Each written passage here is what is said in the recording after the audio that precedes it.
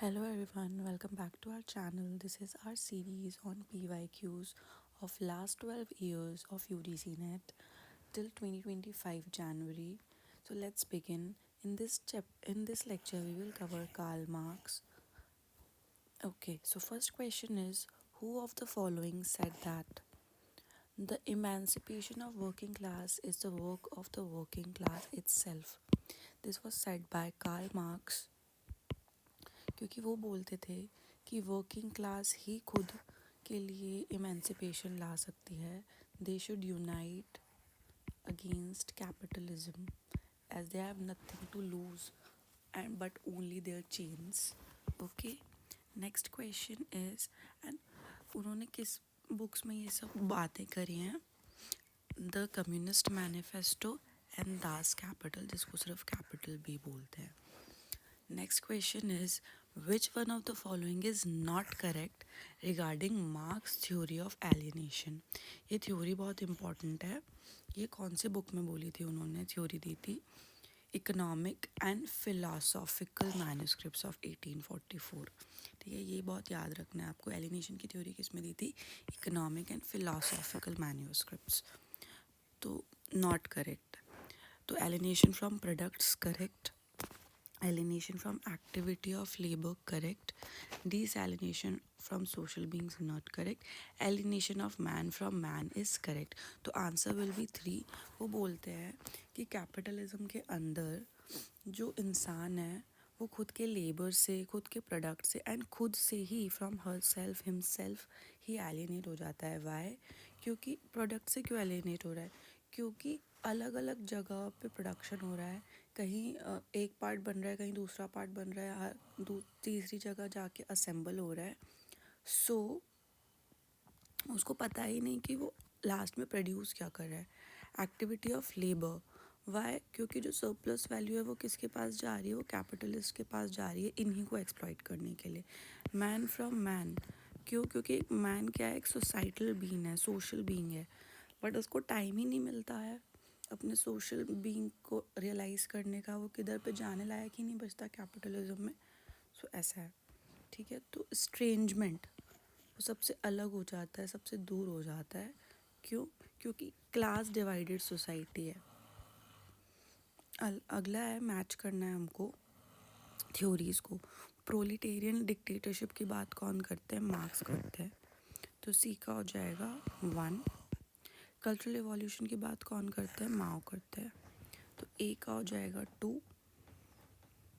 तो हमारा answer will B ए का 2, बी का 4. लेनिन का communist party as the vanguard of the proletariat.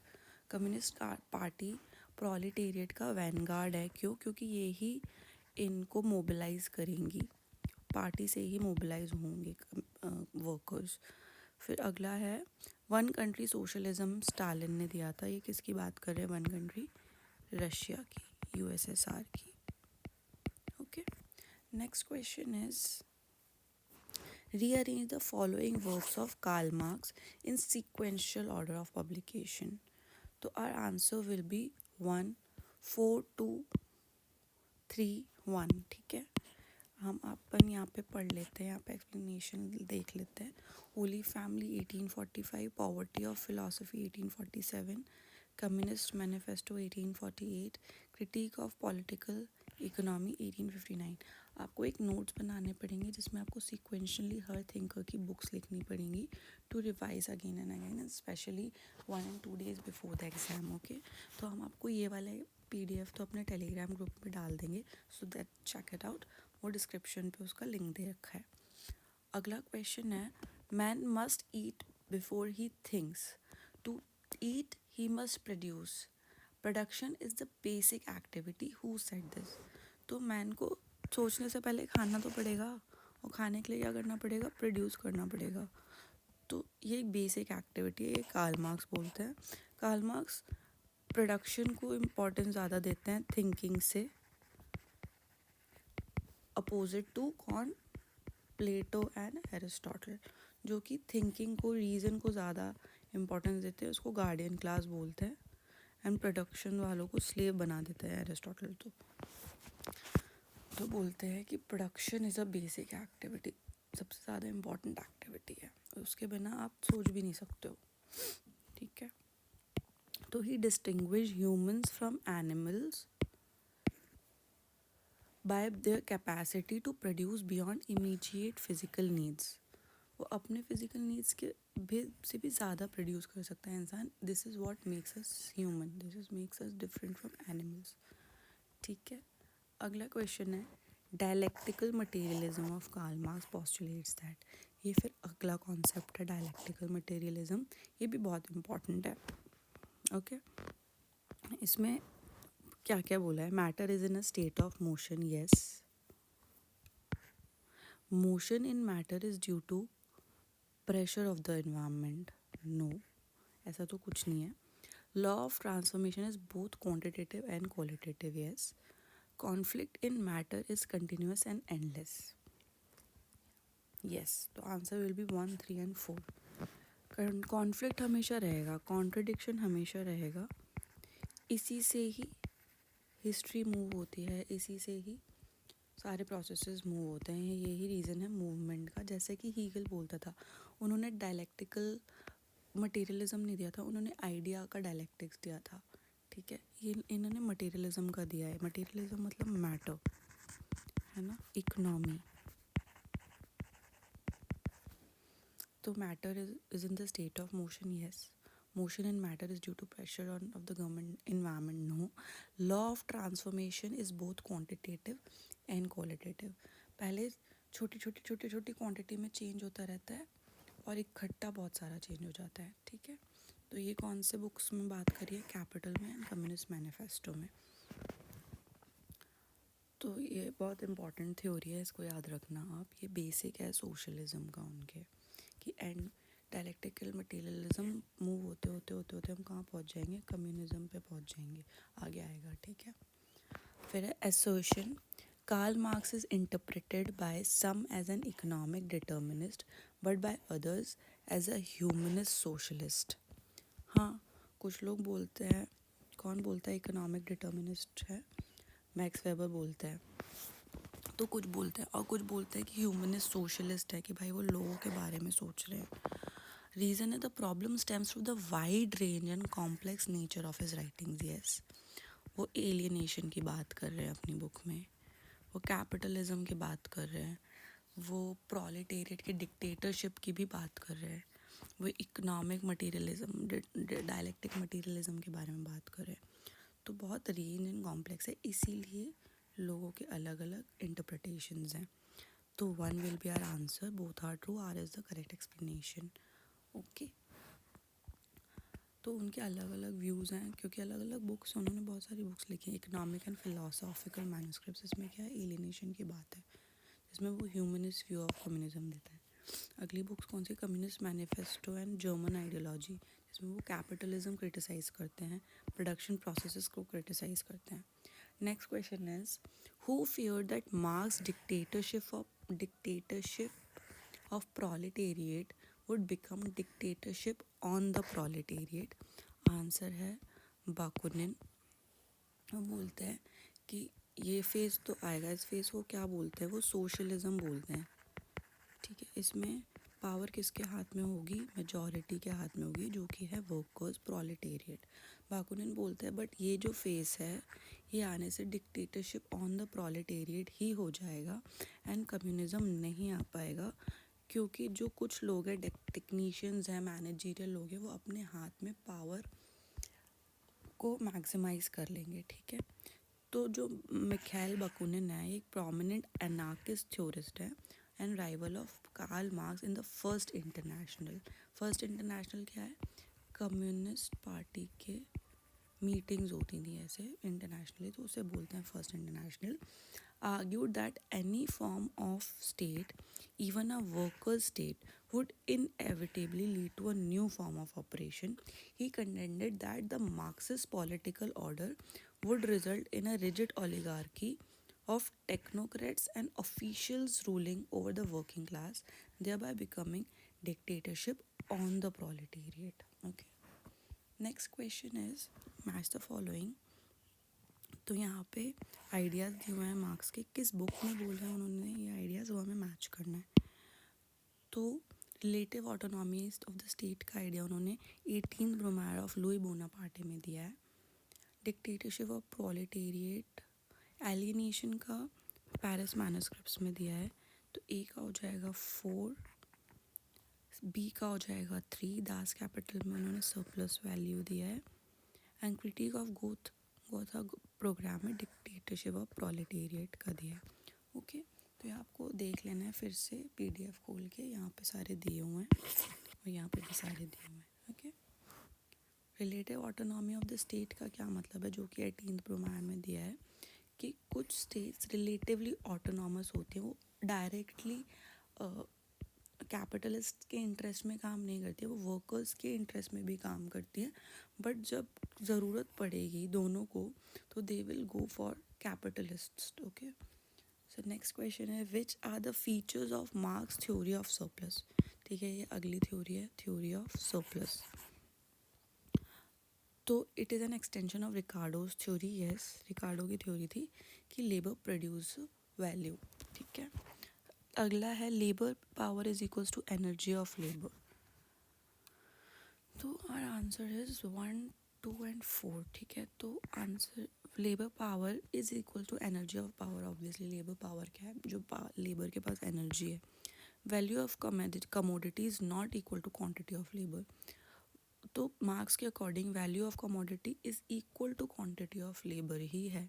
जो कि लेबर प्रोड्यूस करेगी उतनी ही तो वैल्यू होगी। वैल्यू बना कौन रहा है, सिर्फ लेबर ही बना रही है, बाकी जितने भी फैक्टर्स हैं वो बना नहीं रहे values.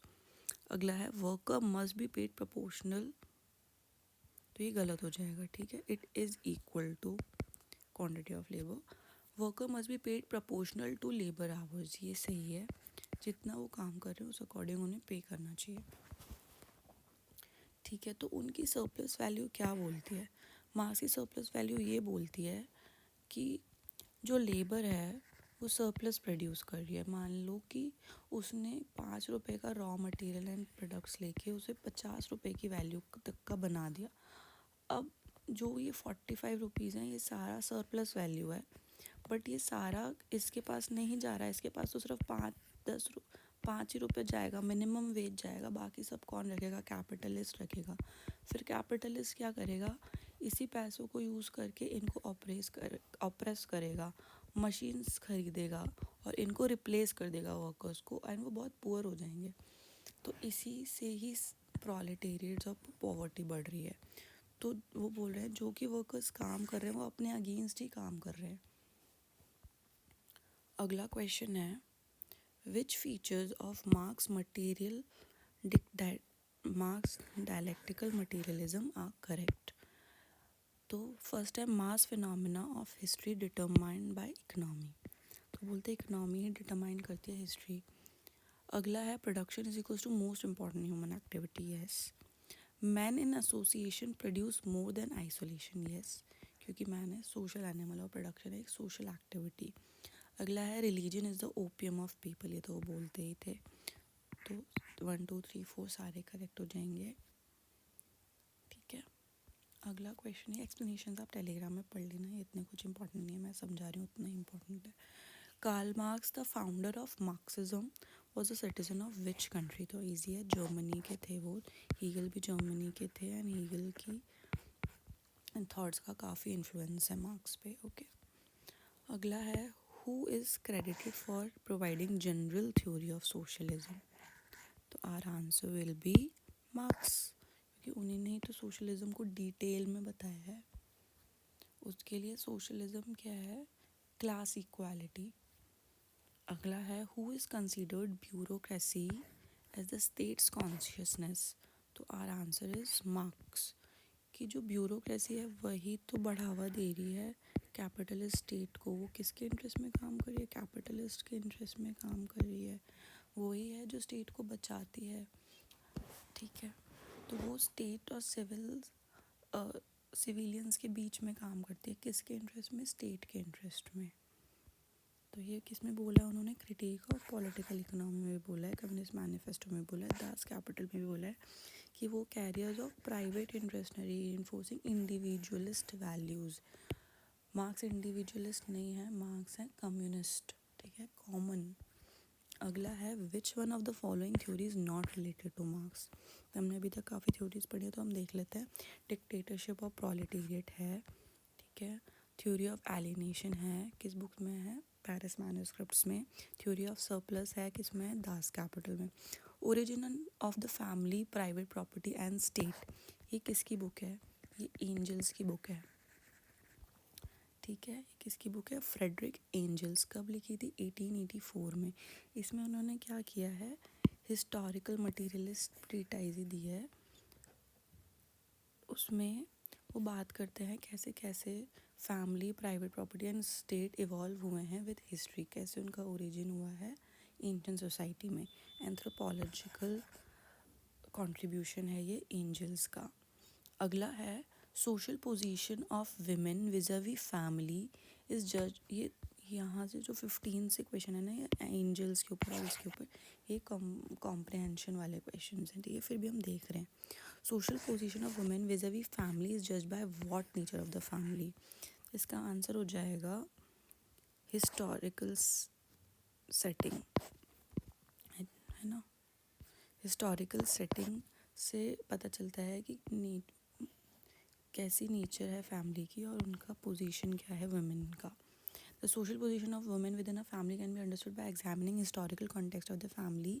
This means that to assess the status of women in any family, one must first understand the culture and traditions of the society. Marx also emphasized the importance of historical environment of the family in evaluating progress of women. अगला है write the full name of Engels book origins. तो किसकी origins की बात करें? Family, private property, state. 4 will be our answer. Next है prior to Marx which political thinker had a gender bias. Marx भी gender biased है, इनमें से कौन है? हीगल है, क्योंकि ये तीनों तो इक्वल अपॉर्चुनिटी की बात कर रहे हैं।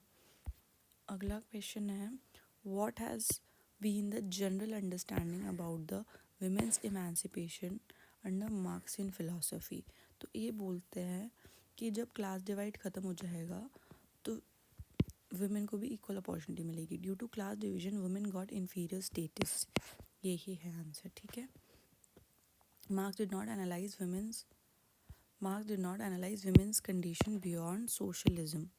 तो ये तो बोल रहे हैं class division women got inferior, ये एंजल्स बोल रहे हैं, but Marx did not analyse women's condition beyond socialism. उनका बस सोशलिज्म पे ही ध्यान है, उनका वुमेन पे ध्यान नहीं है, okay. Next question is according to Karl Marx women emancipation can be जज फ्रॉम। तो answer will be general emancipation, क्योंकि वो कुछ सिर्फ जनरल वर्कर्स इमेंसिपेशन की बात कर रहे हैं Marx, instead of women emancipation. Next question is arrange the following stages of human history by Karl Marx, ठीक है। तो सबसे पहले कौन सी है? प्रिमिटिव है, तो ये सबसे पहले हो जाएगी, 2 सबसे पहले हो जाएगा। प्रिमिटिव के बाद क्या है? स्लेव सोसाइटी है, तो 2 के बाद 1 हो जाएगा। फिर हो जाएगा फ्यूडल सोसाइटी, फिर आ जाएगी कैपिटलिस्ट सोसाइटी, फिर वर्कर्स रिवॉल्यूशन आएगा, उस रिवॉल्यूशन के बाद क्या आएगी? कम्युनिस्ट सोसाइटी, बीच में सोशलिज्म भी आएगा एंड वो एक ट्रांजिशनल फेज है। तो फाइनली क्या आएगा? Communist society. तो लास्ट विल बी 3, तो इससे इजीली आंसर निकल रहा है, ठीक है। प्रिमिटिव सोसाइटी कब थी? जब सब लोग इक्वली रहते थे, प्राइवेट प्रॉपर्टी नहीं थी, स्टेट नहीं थी, वो प्रिमिटिव सोसाइटी थी। उसके बाद स्लेव सोसाइटी आई, जिसमें क्या हुआ? 2 क्लासेस हो गई, स्लेव्स और मास्टर्स। उसके बाद इवॉल्व होकर क्या आया? फ्यूडल सोसाइटी, जिसमें 2 क्लासेस हो गई, फ्यूडल लॉर्ड्स एंड जो उनके अंडर काम करते थे। इसमें क्या सबसे मेन था? Property, land. उसके बाद कैपिटलिस्ट सोसाइटी आ गई, जिसमें सबसे इम्पोर्टेंट क्या था? मनी, मनी को हम कैपिटल बोल रहे हैं। एंड फिर आई कम्युनिस्ट सोसाइटी, ओके। नेक्स्ट ये क्या है? डायलेक्टिकल मटीरियलिज्म है, ऐसे ऐसे हिस्ट्री इवॉल्व हुई है अकॉर्डिंग टू मार्क्स। उसके हिसाब अगला है who stated that the idea of praxis is most clearly developed in 11 thesis written by Marx to himself in 1845। तो आंसर इज B.R. नेल्सन। उन्होंने बोला है कि प्रैक्सिस किसने दिया है? मार्क्स ने दिया है। किस में दिया है? 11 थीसिस में दिया है, ओके। इसको commonly known as thesis on Feuerbach. अगला क्वेश्चन है application of the law of dialectics in social life is demonstrated through.